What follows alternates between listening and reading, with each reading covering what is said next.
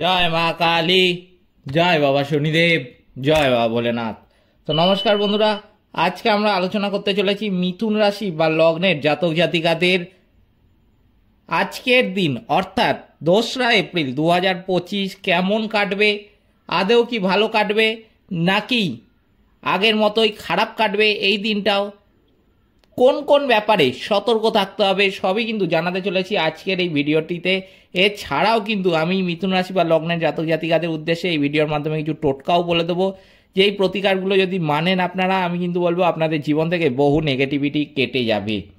কী কী করতে হবে সবই কিন্তু বলতে চলেছি আজকের এই ভিডিওটিতে। তাই জন্য আজকের ভিডিওটা কিন্তু অত্যন্ত বেশি গুরুত্বপূর্ণ হতে চলেছে মিথুন রাশি বা লগ্নের জাতক জাতিকাদের জন্য।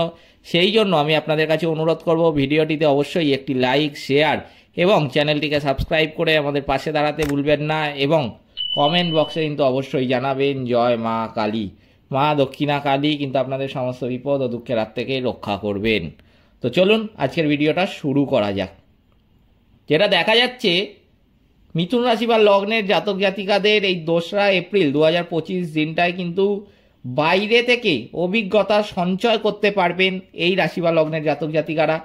স্ত্রীর কাছে কথা রাখার কিন্তু যতটা পারবেন চেষ্টা করবেন।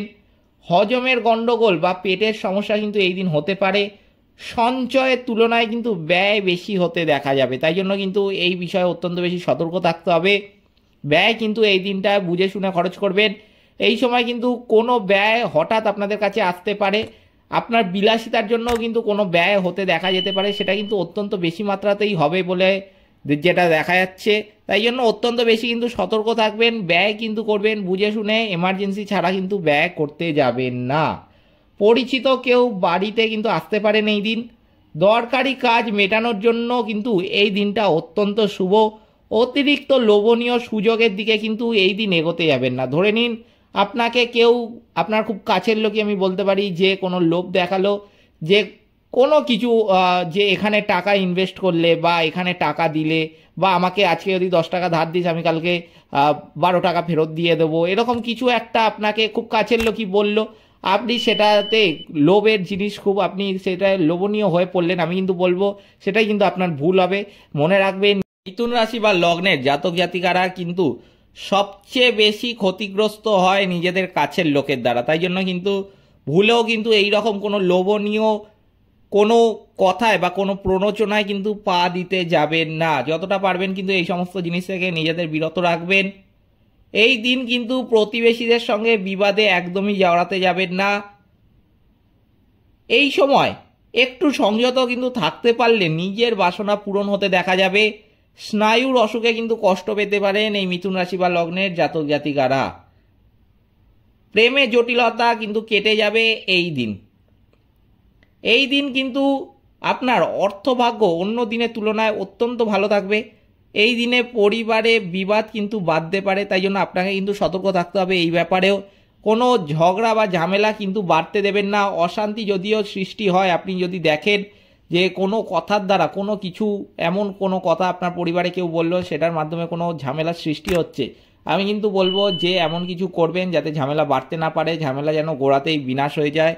ঝামেলা কিন্তু এই সময় পরিবারে হতে দেখা যাবে, তাই জন্য আপনার যেটা দায়িত্ব থাকবে এই দিন, যে এই দিন কিন্তু কোনো ঝামেলা বাড়তে দেবেন না, ঝামেলাটাকে কিন্তু গোড়াতেই বিনাশ করবেন। কোনো বন্ধুকে নিয়ে কিন্তু চিন্তা বাড়তে পারে এই রাশি বা লগ্নের জাতক জাতিকাদের। পেশাগত ক্ষেত্রে ভালো মন্দ কিন্তু থাকবে, তাই জন্য কিন্তু বুদ্ধি করে আপনাকে আপনার কর্মক্ষেত্রে চলতে হবে।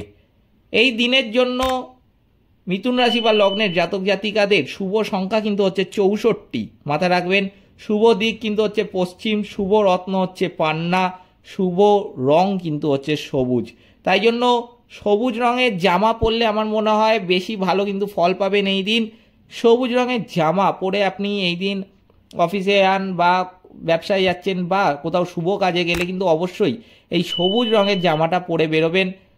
একটা কিন্তু আমি বলবো যে সবুজ রঙের কোনো কিছু কাউকে উপহার দিতে পারেন, হতে পারে সেটি কোনো বস্ত্র কিনলেন আপনার মায়ের জন্য, আপনার বোনের জন্য, আপনার ভাইয়ের জন্য, আপনার বাবার জন্য, কারোর জন্যও কিন্তু হতে পারে। একটা সবুজ রঙের কোনো বস্ত্র কিনে কিন্তু উপহার দিতে পারেন, এতে কিন্তু আপনারা অত্যন্ত ভালো শুভ ফল পাবেন। এটা কিন্তু মাথায় রাখবেন আমার কথাটা। প্রতিকার হিসাবে বলবো যে অবশ্যই সাধু সন্ন্যাসীদের কিন্তু দান করবেন, যতটা আপনার সামর্থ্য ততটা দান করবেন, গুরুজনদের সেবা করবেন, ভগবান বিষ্ণুর কিন্তু পুজো করবেন, প্রতিদিন মন্দিরে গিয়ে কিন্তু প্রদীপ জ্বালাতে পারেন, সূর্যদেবকে জল অর্পণ করাও কিন্তু অত্যন্ত শ্রেয় হবে। প্রতি বুধবার গণেশ ঠাকুরের কিন্তু পুজো করতে পারেন, এতেও কিন্তু বহু নেগেটিভিটি কেটে যাবে মিথুন রাশি বা লগ্নের জাতক জাতিকাদের। সামর্থ্য মতো কিন্তু আমি বলবো যে পশু পাখিদের, অবলা পশু পাখিদের খাবার খাওয়াবেন, আপনি কিন্তু শনিদেবের আশীর্বাদ সহজেই লাভ করতে পারবেন। এগুলো কিন্তু মানতে হবে প্রতিকার হিসাবে মিথুন রাশি বা লগ্নের জাতক জাতিকাদের জীবন থেকে নেগেটিভিটি কাটানোর জন্য।